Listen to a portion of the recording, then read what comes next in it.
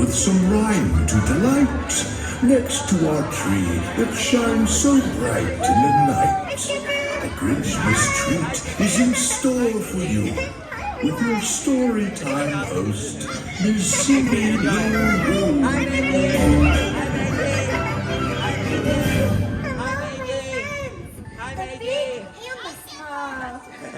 Cindy Lou Who. Cindy Lou Who. Get the good shot.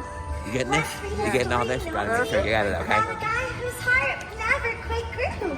So come, sit close. Okay. I know we'll all have fun. Do you know the name of the beetle one? I bet you do. This one's a cinch. He's mean, he's green, and we call him the Grinch.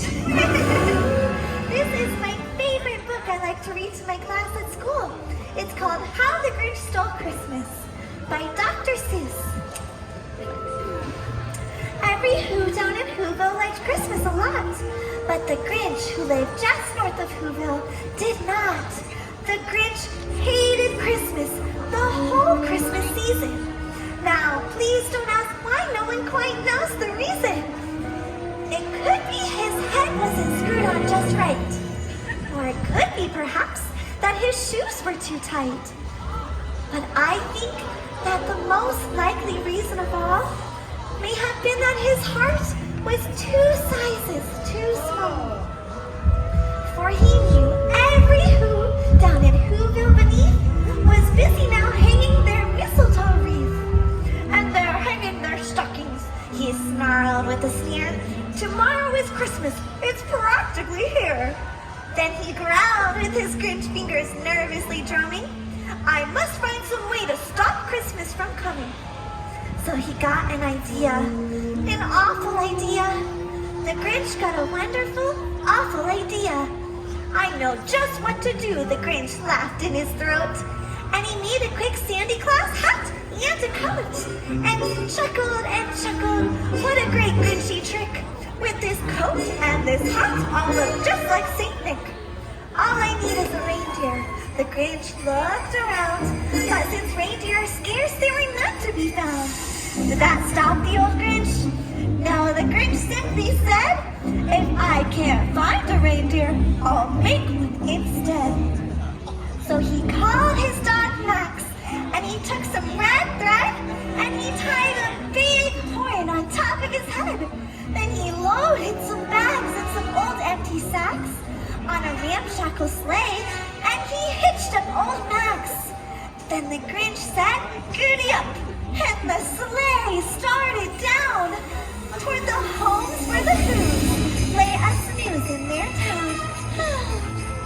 Then he slid down the chimney, a rather tight pinch, but if Santa can do it, then so could the Grinch. Yes. Then he slithered and slunk with a smile most unpleasant around the whole room, and he took every present. No. Pop guns and bicycles, roller skates, drums, checkerboards, tricycles, popcorn and plums. He cleaned out the icebox as quick as a flash. Why, that Grinch even took their last can of Who hash. Then he stuffed all the food up the chimney with glee. And now, grinned the Grinch, I will stuff up the tree. So he did the same thing to the other Who's houses, leaving crumbs much too small for the other Who's mouses. It was 15:15 dawn. All the Who's still abed, all the Who's still a snooze, while he packed up his sled. 3,000 feet up the side of Mount Crumpet, he rode with his load to the tip-top to dump it. Pull to the Who's, he was grinchiously humming. They're finding out now that no Christmas is coming. They're just waking up, I know just what they'll do. Their mouths will hang open a minute or two. Then the Who's down in Whoville will all cry, boo-hoo. That's a noise, grinned the Grinch, that I simply must hear. So he paused, and the Grinch put his hand to his ear. Do you hear it? And he did hear noise rising over the snow. It started in low, and it started to grow. But the sound wasn't sad, why? This sound sounded glad. Every Who down at Whoville, the tall and the small, was singing without any presents at all. He hadn't stopped Christmas from coming, it came. Somehow or other, it came just the same. And the Grinch, with his Grinch feet ice cold in the snow, stood puzzling and puzzling. How could it be so? It came without ribbons, it came without tags, it came without packages, boxes, or bags. Then he puzzled and puzzled till his puzzler was sore, and the Grinch thought of something he hadn't before. Maybe Christmas, he thought, doesn't come from a store. Maybe Christmas, perhaps, means a little bit more. And what happened then? Well, here in Whoville they say that the Grinch's small heart grew 3 sizes that day. Hooray! And the true meaning of Christmas came through. And the Grinch found the strength of 10 Grinches plus 2.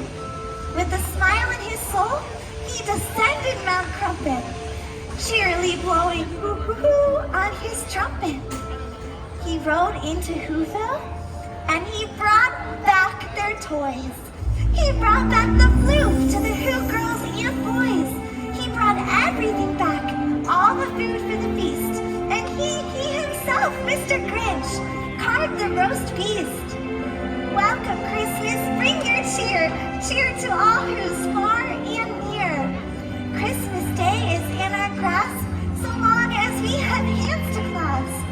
Christmas Day will always be just as long as we have we. Welcome, Christmas, while we stand heart to heart and hand in hand. How the Grinch Stole Christmas by Dr. Seuss. The end. Thanks to the tall and the small.